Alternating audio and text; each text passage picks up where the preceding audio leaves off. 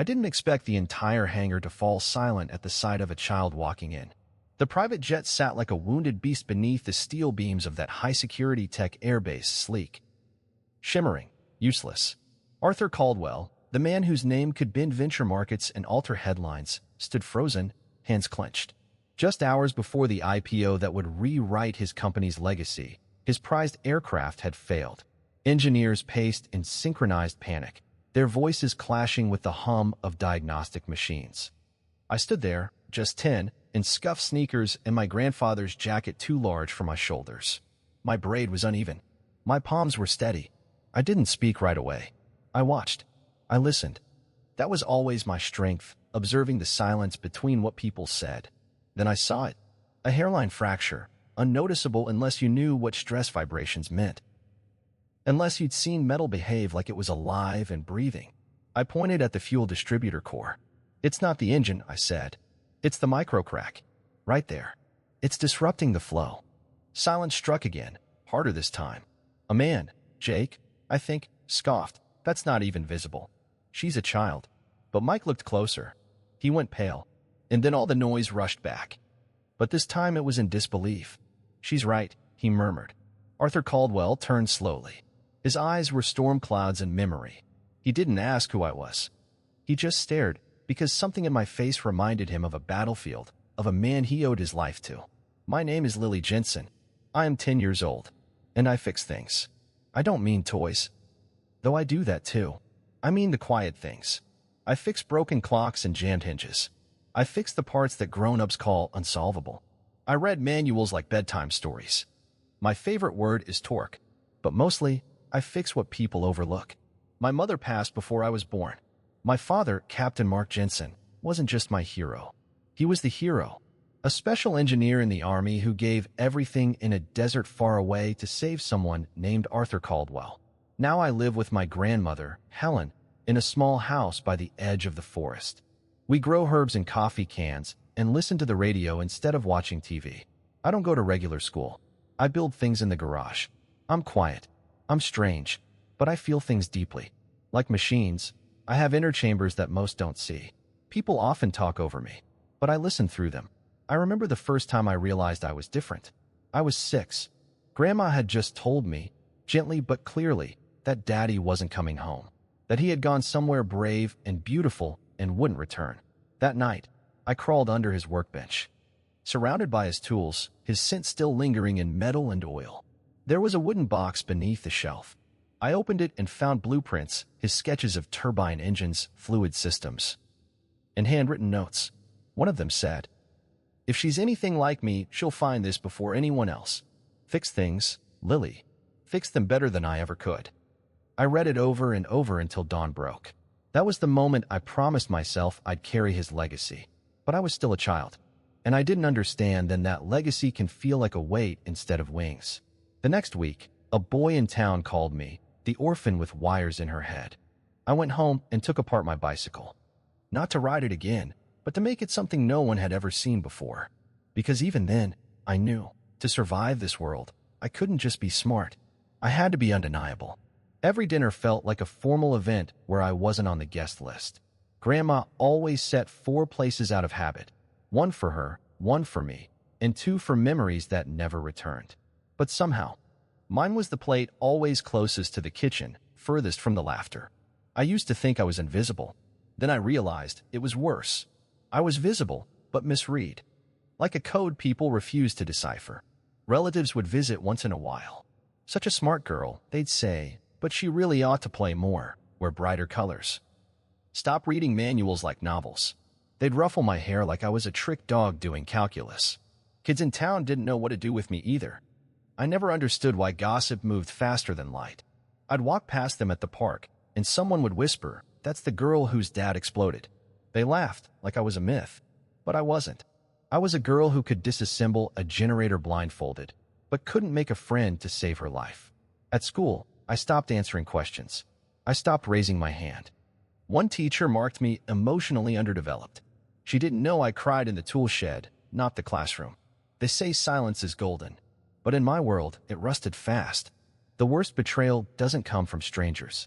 It comes from those who smile like they love you. It happened on a spring afternoon, when the clouds were trying to decide whether to cry or shine. Grandma's sister, Aunt Meredith, had come to visit. She smelled like perfume and fake sugar. Her voice was syrupy when she looked at me, but brittle when she looked away. "I heard Lily took apart the lawnmower again," she told Grandma. "She'll never grow up normal playing Frankenstein." "I was improving it," I said, quietly. "It runs quieter now." She looked down at me, lips thin. "Sweetheart, no one likes a girl who thinks she's smarter than everyone." That night, I overheard them whispering in the kitchen. I wasn't meant to hear it, but I did. "She needs real discipline," Aunt Meredith hissed. "Helen, if Mark were alive, do you think he'd want his daughter to be this strange?" Grandma said nothing, and in that moment, it wasn't just the words that cut deep. It was the silence of someone who should have stood up for me.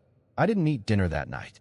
I sat on the roof, staring at stars my father once mapped for me, and I wondered if even constellations ever felt out of place in their sky. That weekend, I did something I had never done before. I spoke back. Aunt Meredith had come again, armed with her usual critiques and plastic smiles. I was working on a 3D model of a drone system. My laptop was open, code scrolling like rain down the screen. She reached over and closed it. "Time to be a little girl, not a little man."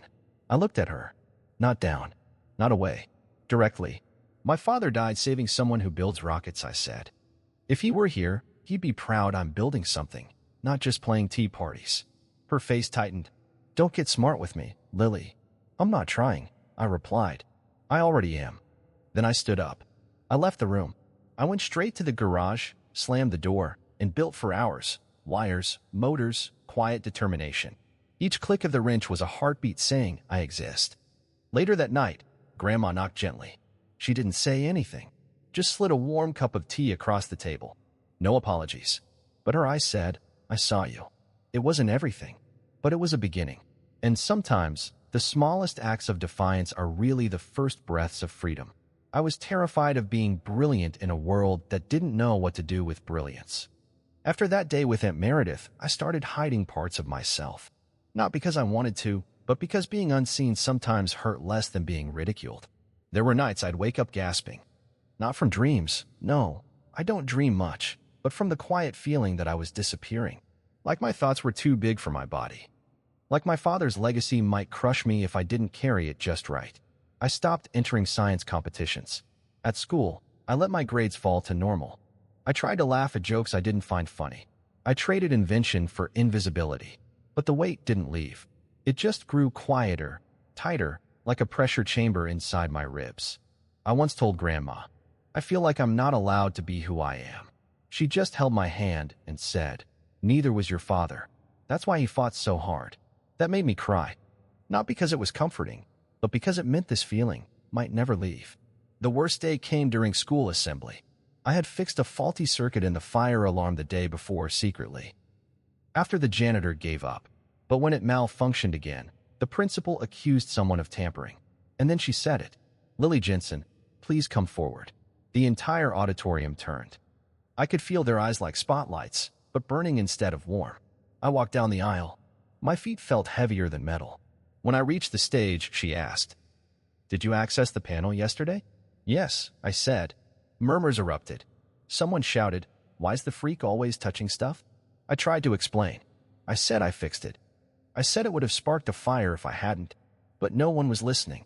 My voice didn't carry over their fear. That was the moment I realized, even when you do the right thing, people will fear what they don't understand. Afterwards, I sat alone on the swing set. Rain began to fall, slow and cold, like the sky was ashamed. And in that moment, I asked myself, should I just stop? But something strange happened on that swing. The rain continued. My fingers were freezing, but I remembered the way my dad used to say, the world won't hand you a place. You make one with your own tools. So I went home. I opened the circuit panel again. Not the school's, but my own, one I'd built from scraps and dreams. I rewired the whole thing. I coded a sequence that predicted overloads based on humidity. It wasn't schoolwork. It wasn't asked of me, but I did it. Because for the first time, I realized something that changed everything. I am not here to be accepted. I am here to build. That night, I etched those words into the inside cover of my notebook. The one with duct tape corners and graphite smudges. I didn't tell Grandma. I didn't need to. Sometimes, surviving isn't loud. Sometimes it's just choosing, again and again, to not let the world make you smaller than you are. And that swing in the rain? It became the place where I stopped shrinking. It started with a question I couldn't let go. One evening, while sorting through a box of broken appliances in Grandma's shed, I found a sealed envelope. It was addressed to Captain Mark Jensen, my father, but it had never been opened. Inside was a photo, grainy and dust-worn. My dad, in military uniform, standing beside a man in a desert. Both were smiling, but my dad's smile was different, proud, defiant, tired. On the back, in faded ink, it said, Afghanistan. Caldwell survived. 7 minutes. Caldwell. Arthur Caldwell. The name rang through my chest like a dropped wrench on concrete. I'd heard it on the radio just that morning. Something about a groundbreaking IPO, a global tech shift, innovation. But I knew none of that mattered. What mattered was this. The man my father saved was alive, powerful, and close. That night, I searched his name, his photos, his interviews, his voice. I played one clip over and over where he said, "Innovation is personal. We owe our future to the risks taken by those before us." I sat still. I whispered aloud, "Do you even remember him?" The next day, I asked Grandma about the photo. She went still. Her hand tightened around the handle of her teacup. "That was classified. I never wanted you to see it." "Why?" "Because the past doesn't always come with clean answers." She wouldn't say more, but something in her eyes told me she knew more than she ever let on. So I dug deeper. I printed out newspaper archives, found declassified documents, watched every public interview Caldwell had given in the past 10 years. And then I noticed it. In 2017, he mentioned a helicopter crash in Kandahar. Same timeline, but in every account, the rescue team was nameless, faceless. My father was never mentioned. That wasn't oversight. That was omission. I stared at the documents, fist clenched. I could feel the old ache return, not just of loss, but of being erased. Then came the warning. That night, a strange email arrived in my inbox. No sender, no subject, just 5 words. "Don't go looking. Trust me." But it was already too late. I was looking, and I wasn't going to stop. I didn't tell Grandma. I didn't need to. I went to my room, pulled out my notebook, and wrote a single line across the first page. "I will not be a whisper in history." I tore a photo of Arthur Caldwell from the newspaper and taped it beside my father's blueprint. Then I did something bold. I wrote a letter, a real one, on paper. I addressed it directly to Caldwell. "You don't know me, but you knew my father. He saved your life. He died for it. I want to know why no one remembers his name, and why no one ever said thank you. My name is Lily Jensen. I am his daughter. I'm not here to accuse. I'm here to ask. What would you do if you owed someone everything?" I didn't mail it. I scanned it. And I uploaded it to a forum where I knew Caldwell's team watched STEM prodigies and innovation talents. Then I sat back in my chair, heart pounding like a piston on overheat, because I knew this would shake something loose. And if it didn't, then I would. I didn't expect a reply. But 2 days later, an email pinged back, brief, official, and electric. "Arthur Caldwell would like to meet. Hangar 4, Caldwell Aerotech, 10 a.m. Tuesday." I stared at the screen so long, the world blurred behind it. Tuesday arrived like thunder. Grandma drove me. But I asked her to wait outside. "This is something I have to step into alone," I said. She didn't argue, just nodded, with eyes that said more than words. The hangar was enormous. Cold light spilled across polished metal floors. In the center, a private jet sat grounded, its sleek wings tense like it had something to say. And beside it him, Arthur Caldwell. Taller than on screen. Sharper. Not just a CEO, but a man who had carried war in his silence. "I'm told you're Lily Jensen," he said. "I am. You wrote the letter." I meant every word. He studied me for a long moment. Then he pointed to the plane. "Something's wrong with it," he said. "Our best engineers can't find the issue." A test. I knew it. So I walked toward the aircraft. Heart hammering. My fingers ran along the edge of the fuselage. Listening. Feeling. Remembering my father's words. "Machines don't lie. They whisper." I closed my eyes, then opened them. "There's a micro crack," I said. "Fuel distributor. Almost invisible, but fatal." He stared at me like he was seeing a ghost. The engineers, Jake and Mike, laughed at first. A kid? Diagnosing failure? But they checked, and rechecked, and went pale. She's right, Mike muttered. We missed it. Caldwell didn't smile. He just nodded once, like a verdict had landed. What's the fix? I hesitated, then said, we won't get the part in time. But I have an idea. It's risky.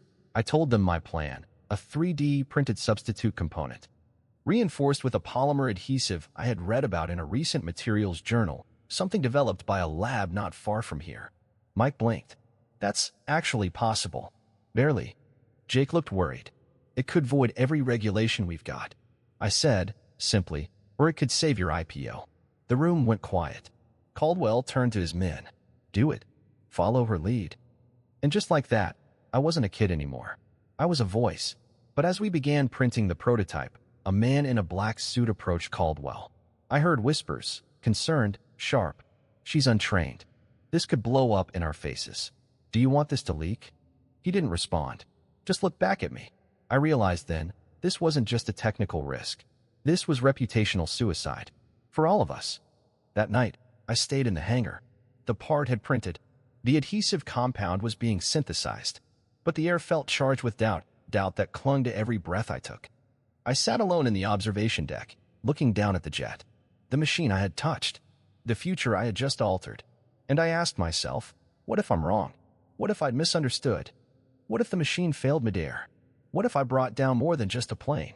I walked to the bathroom, splashed cold water on my face, and stared into the mirror. It wasn't the face of a genius. It was the face of a daughter. A girl trying to keep a promise to a man the world had forgotten. So I whispered aloud, I'm not here to be right. I'm here to honor what's true. Then I pulled my notebook from my backpack, the same one where I wrote my father's code and dreams and diagrams. I turned to a blank page. I drew the jet system again, from memory, refined it, sharpened it, and I signed it at the bottom. Lily Jensen, Mark Jensen's daughter. I don't back down. In that moment, I knew. I would never be the silent girl again. The hangar turned quiet, too quiet. 10 minutes before departure. The jet gleamed under spotlight rigs like a spaceship on a movie set. Reporters gathered outside the glass wall. Executives. Investors.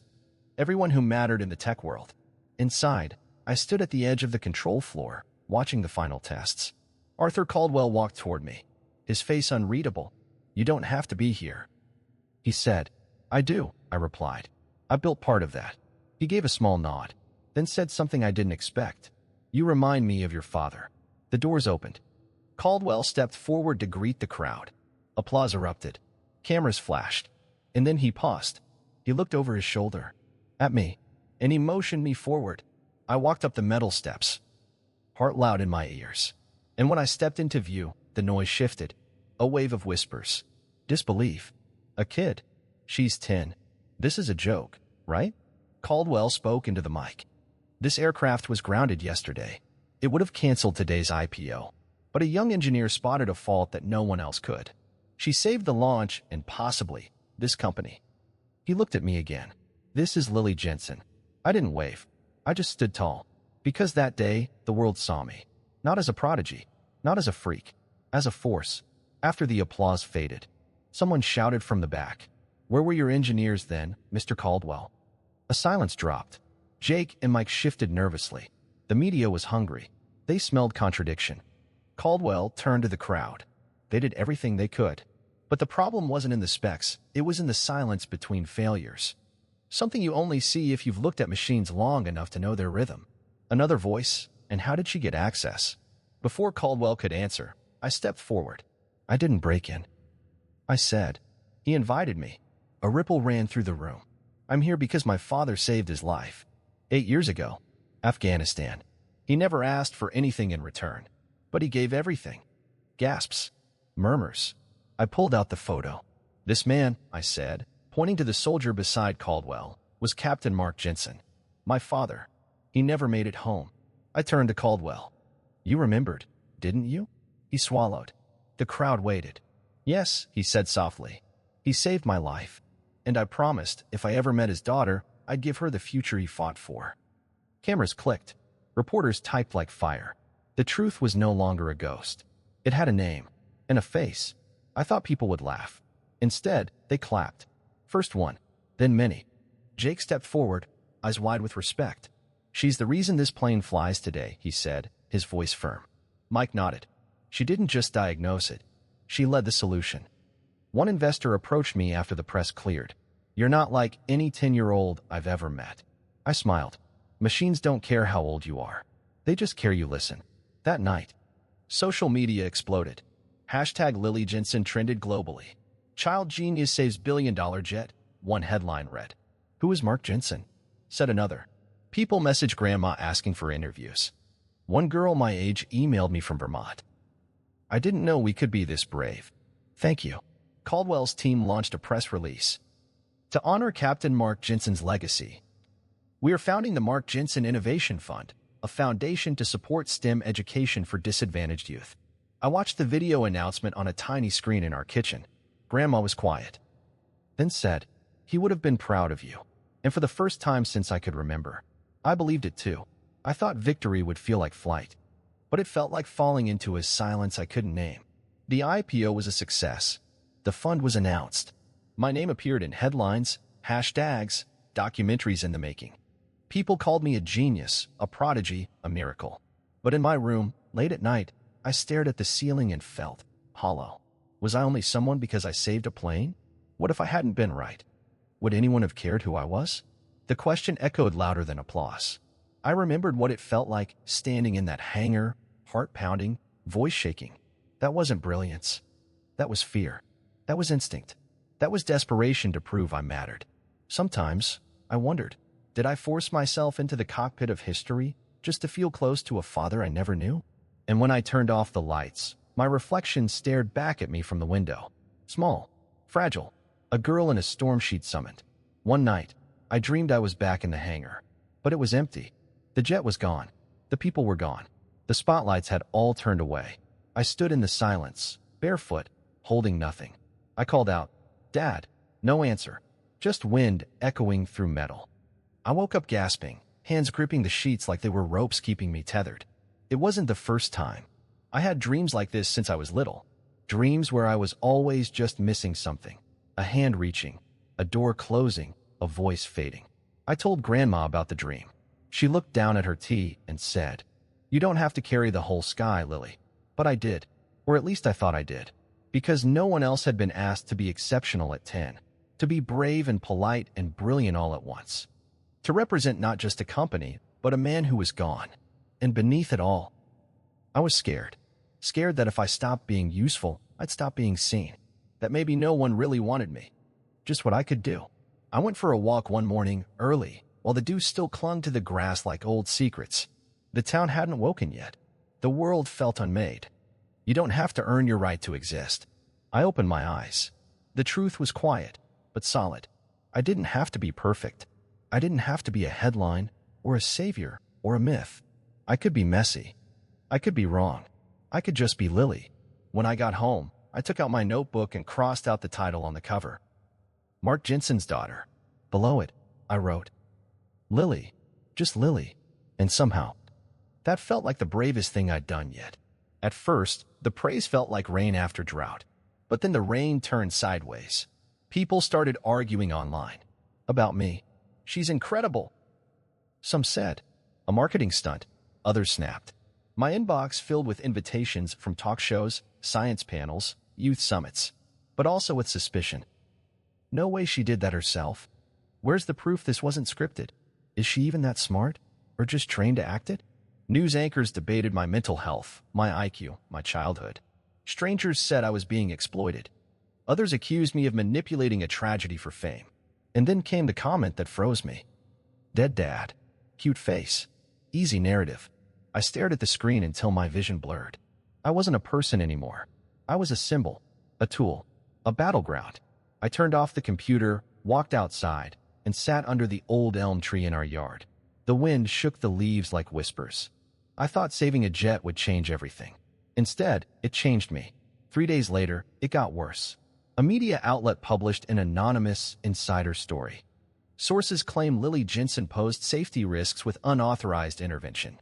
Caldwell's legal team scrambled. They issued statements. But the damage had started. People questioned everything. A group of rival investors accused Caldwell Aerotech of fabricating the emergency to boost IPO sympathy. They filed a civil inquiry. News crawlers called me the unlicensed minor technician. She didn't say anything at first, just sat down. Her hands shook. "This is my fault," I whispered. "No," she said sharply. "This is what happens when the world doesn't know what to do with a miracle." That night, I couldn't sleep. I sat by my window, watching shadows move across the wall like thoughts I couldn't control. Somewhere in the distance, a dog barked, and then silence returned. I felt alone, not the peaceful kind, the drowning kind. For a moment, I thought about quitting everything, deleting my accounts, disappearing. But then I saw the letter again. They weren't just questioning me. They were threatening my family, and that I couldn't allow. The letter still lay on the table when the knock came. I thought it was another reporter. Or worse, someone from the agency. But when I opened the door, I saw her. Emily Stone, Caldwell's assistant. She held a folder in one hand and a coffee in the other. "I wasn't supposed to come," she said, but I couldn't not. She sat across from me at our worn kitchen table, the light flickering slightly above us. Then she slid the folder forward. "Every report from the hangar. Every flight log. Internal memos. It's all here. Proof that your solution worked. And that you didn't break a single rule, because there weren't rules written for someone like you." I didn't speak. She leaned forward, voice low. "When I was 10, I won a science fair. They told me I should focus on being likable instead of brilliant. I did, for years, until you." Then she reached out and placed her hand gently over mine. "I believe you, Lily, and I believe in you." That was the first time in weeks I didn't feel like crying or hiding. It was the first time I felt seen again. Emily didn't just visit once. She came back, with legal documents, a media strategy, a new advisor, Dr. Evelyn Reed, and that you deserve to be treated like one. We sat in the living room, Grandma knitting silently nearby, while Evelyn asked me questions, not tests. Real questions. What makes you feel safe? When do you feel most you?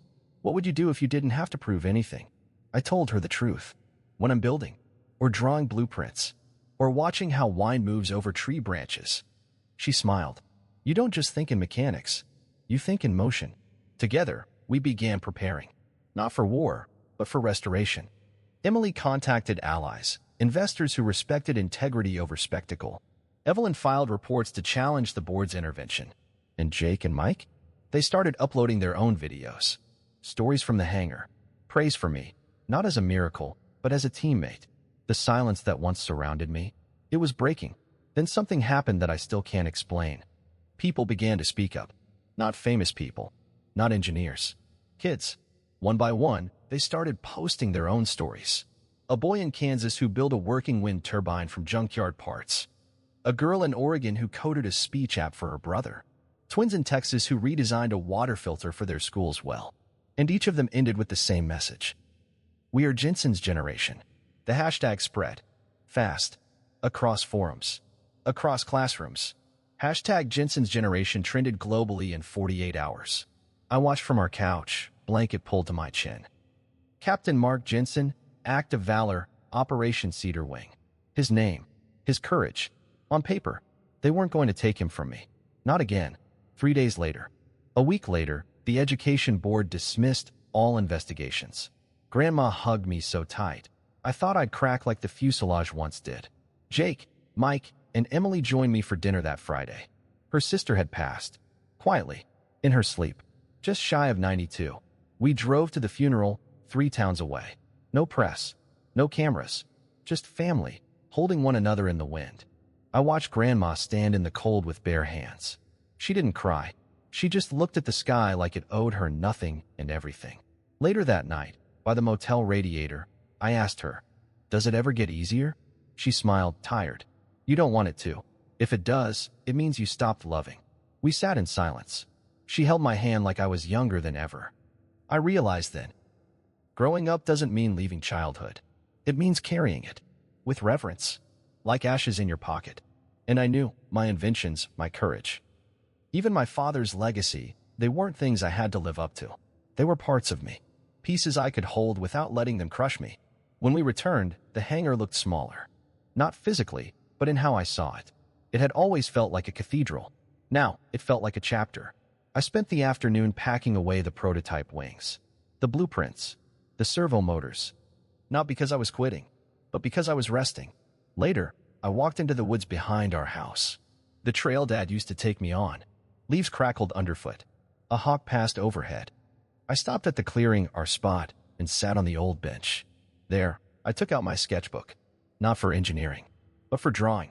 Trees, moss, the way sunlight bent through the canopy. And I let myself breathe. I had spent months running toward justice, toward memory, toward recognition. Now, I was still, not empty, just enough. I wrote in the corner of the page, flipping through dusty volumes on aerodynamics, psychology, public policy, nonprofit systems.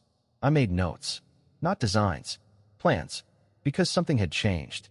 Before, I had always waited to be invited into rooms, into conversations, into decisions. Now I knew I could build the rooms and fill them with people who had been overlooked like I once was. So I started small. I emailed Emily and Evelyn, asked if we could use part of the Mark Jensen Fund to create a fellowship, not just for gifted kids, but for kids who fix things. Quietly, invisibly, in kitchens and garages and forests. They said yes. Then I called a school in Ohio I'd heard about. Rundown lab, bright students. I offered to send refurbished tech, then another, and another. By the end of the week, we had our first 7 pilot sites. It wasn't fame. It was structure, and that felt better than any headline ever had. On Saturday, I did something terrifying. I gave my first real public talk. Not scripted, not managed, just me, on a small stage at a community center in St. Louis. There were maybe 60 people, mostly students, a few parents, a man who once flew helicopters, a girl in the front row who kept her notebook open like it was a shield. I walked up, palms sweaty, and I said, "My name is Lily Jensen. I'm not here because I'm gifted. I'm here because I kept listening, even when no one else did." I told them about the hangar, the crack in the jet, the silence, the pressure, the fear, but mostly, I told them about the swing in the rain and the feeling of choosing not to shrink. Afterward, the girl with the notebook came up to me. She didn't say much, just handed me a folded drawing. It was a plane with flowers growing from the wings. And below it, "Thank you for showing me girls can build gravity and still fly." I carried that paper home in my coat pocket, and I never let it wrinkle. By the end of that month, we had a name. The Jensen Initiative. Not a company, not a movement, a seed. We launched with a simple mission. Build bridges between brilliance and belief. Kids submitted proposals, not polished, not perfect, just raw ideas. A backpack air purifier, a phone app for the elderly, a solar oven made from tin cans. Every week, I hosted a call with the newest builders. We didn't talk like adults or kids. We talked like engineers of wonder. Some days I missed the quiet, the woods, the sound of graphite on blueprint paper. But then a boy from Montana would beam in, holding up a cardboard engine, eyes glowing. And I'd remember, this isn't about legacy anymore. It's about launch pads. Caldwell visited one of our labs. He stood back, watching the kids tinker. Then he leaned down and whispered to me, "I thought your father saved me. But really, he made you." I smiled. "No," I said. "He made space. I chose to build in it. And I will keep building. Not because I need to prove anything, but because somewhere out there, in a garage, on a swing, in a forest, there's another Lily, waiting for someone to open the door." It started with a phone call at 3:14 a.m. Grandma had fallen. At first, I didn't believe the nurse. Grandma? She was steady. Even her grief moved like stone. But in the ER light, she looked smaller than I remembered. A hairline fracture in her hip. Early signs of memory confusion. The doctor spoke gently. "This is the beginning of a shift. You'll need help. She'll need support." I sat beside her bed while monitors blinked in rhythm with my own breath. "I'm sorry," she whispered. I squeezed her hand. For what? For not being invincible. The Jensen Initiative, the press, the calls, none of it mattered in that room. Because in that moment, I was just a child again. And she was just my world. 2 weeks later, I was invited to speak at the Global Young Innovators Summit in Tokyo. Front page exposure. NASA would be there. Nobel laureates. I didn't pack. I watched Grandma try to make tea. Forgetting where the kettle was. Emily called. "You don't have to choose, Lily. We can assign someone." A caregiver. You deserve this stage. I nodded, then hung up. That night, I wrote 2 speeches. One for Tokyo, and one for a room in our town library, where the local STEM kids met every Saturday. Then I lit a candle and burned the one for Tokyo, because it wasn't just about what I could become. It was about who I refused to leave behind. I wrote a letter instead, to the Tokyo committee. Thank you. I'm honored. But the person who taught me what courage looks like now needs mine. Someday, I hope to join you. But today, I'm choosing home. Lily Jensen. The next Saturday, I stood in our library's meeting room. There were 9 kids, 1 projector, and a tray of cookies Grandma had somehow still managed to bake, with shaky hands and too much vanilla. I began. Some people think legacy is made on big stages. But really, it's made in rooms like this.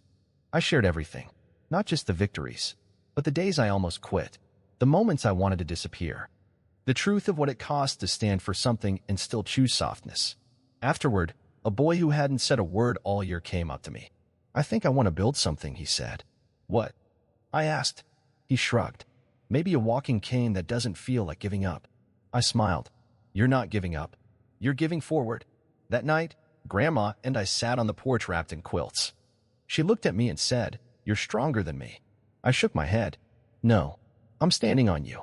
And for the first time since she fell, she laughed. Full and bright. The stars didn't shine louder that night, but I noticed them more. It started with a letter in the mail. Handwritten. No return address.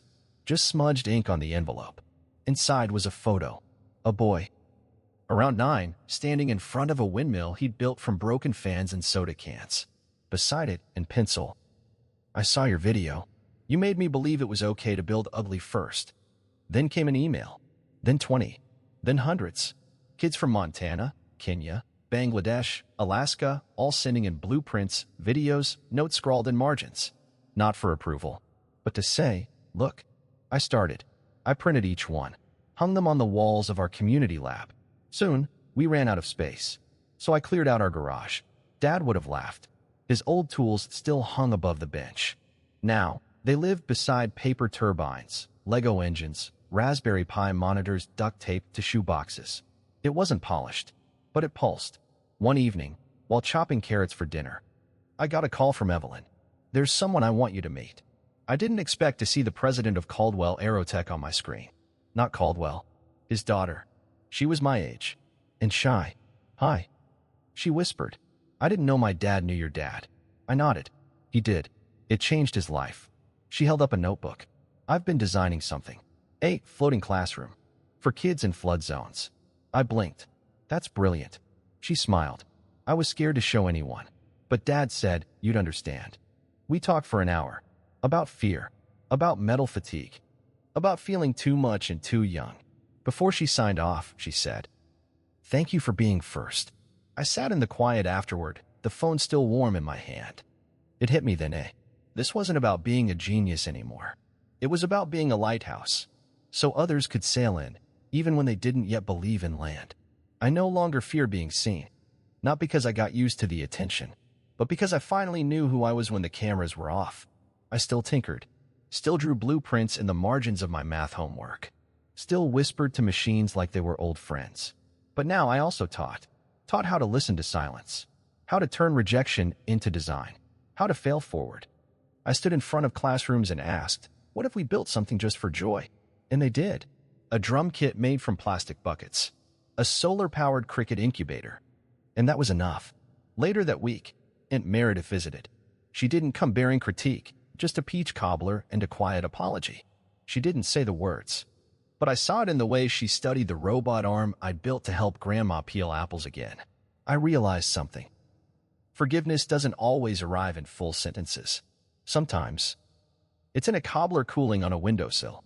One morning, I woke before the sun. Not from nightmares. Just ready.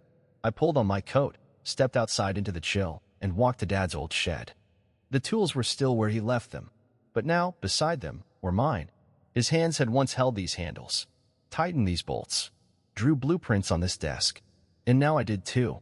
I sat down, opened a new notebook, and instead of solving a problem, I started writing a letter. Not to Caldwell, not to the press, not to anyone watching. To Dad. Dear Dad. You didn't come back. But I did. To the swing. To the sky. To myself. I'm not fixing machines to find you anymore. I'm building things to find me. And I'm okay. More than okay. I'm whole. I closed the notebook, stepped outside, and watched the sunrise, slow and soft, over the treetops. Just like me. Rising, not to be seen, but because it's what I was made to do. It came to me while watching Grandma thread a needle. Her fingers moved slower now, but steady. I thought about all the kids I'd met, brilliant, curious, who didn't thrive in school because they didn't learn the right way. What if we taught invention through instinct? Not formulas, not rote steps, but by observing motion, by feeling tension in thread, balance in wood, flow in a stream. I started sketching, then prototyping. A learning system, part hardware, part story. I called it Root, a modular platform that taught engineering not through screens, but through patterns in nature. Gears shaped like leaves, code commands based on bird flight, circuits that glowed to match plant photosynthesis cycles. Root wouldn't be sold. It would be shared, open source, adaptable, reparable with kitchen tools. Because not everyone has access to labs, but everyone has access to wonder. We tested the first Root prototype at a community school in West Virginia. No projector. I wrote in my notebook, invention isn't about solving. It's about noticing. Root grew faster than I imagined.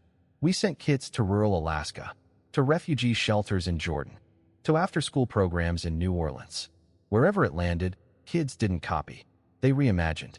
Each version different. Each Root, their own. And I realized I hadn't created a product. I'd planted a permission. 6 months later, the Global Institute of Innovation requested a demonstration. I brought a group of kids with me. They didn't wear uniforms. They wore tool belts. Pockets filled with gears, feathers, USB cords, marbles. One by one, they stepped forward. A boy from Appalachia with a water purifier shaped like a pine cone. A girl from Nairobi with a wearable translator that vibrated like a cricket. A student from a Navajo community who built a solar tracker that mimicked sunflower behavior. The room went silent. Not from doubt, but from awe. The lead researcher leaned toward me after the session. "This isn't STEM," he said. "It's poetry in motion." I smiled. It's how kids already think. We just listened. That night, Root was invited to become part of global education networks. But that wasn't what stayed with me. It was the kid from the first lab, the one who once whispered, "I'm not smart." He pulled me aside, held out his blueprint, and said, "I'm not scared to start anymore. Neither am I.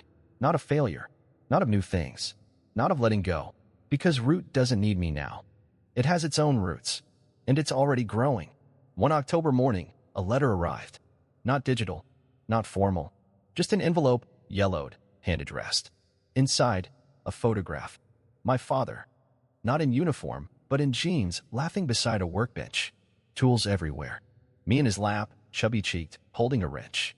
On the back, fall 2015, she tightened the bolt herself. It came from Mike, one of the engineers from the hangar. He'd found it while cleaning old archives at Caldwell Aerotech. Said he didn't know it existed. Said it felt wrong to keep. I stared at the image for a long time. That was the day I stopped wondering if I'd ever really known my dad. Because I had. Not just through stories, but through muscle memory. Through oil-stained notebooks. Through the way I reached for a 10mm socket without looking. That night, I framed the photo. Put it on the garage wall, right above my latest Root prototype, so he could watch. Still, later that fall, I was invited to speak at the National Science and Spirit Summit. I almost said no. Not because I wasn't honored, but because I didn't need a spotlight anymore. But Evelyn called and said, "This isn't about them seeing you. It's about you seeing what you've become." So I went. The room was filled with scientists, poets, environmentalists, architects, philosophers. No award, no trophy, just a circle. We each shared a single object that shaped our journey. I brought a broken gear. From that first plane. When it was my turn, I held it up. This gear nearly grounded a future, but it also gave me one. I looked at the faces around me, then said, "Engineering isn't just about fixing. It's about reimagining. Systems, stories, ourselves, silence." Then applause, soft, real. And I realized. This wasn't a career. This was a way of being. A few weeks later, it snowed early. The first real snowfall in years. Grandma and I sat on the porch, blankets on our laps, cocoa steaming between our palms. She looked out at the trees dusted white and said, "You're almost taller than me now." I grinned. "I've been taller since last winter." She squinted. "Not like this." We sat in the quiet. No big speeches. Just the sound of life continuing. A cardinal chirping, snow melting on wood, the breath of someone you love still beside you. Inside, a batch of rootkits sat ready to ship. But here, outside, nothing needed building. And yet everything felt whole. I turned to her. "Do you think he'd be proud?" She didn't answer right away. Then, simply, "He'd be at peace." And for the first time in my whole life, that was enough. No medals, no headlines. Just that sentence, like a hand on my shoulder from across time. Just the snow, and stillness, and the quiet knowing that I had become everything he hoped for, without losing anything I was. The garage was quiet again. No prototypes humming. No interviews scheduled. No kits to ship this week. Just open, like a chapter had ended, not a book.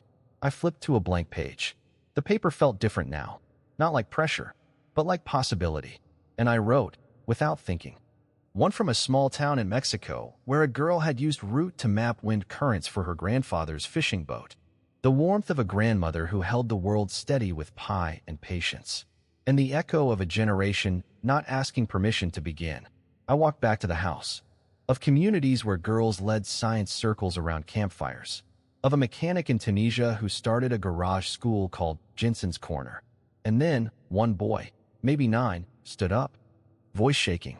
"I don't remember the first video I saw of her," he said. "But I remember thinking, if she can build something from a broken part, maybe I can too." There was a long silence after that.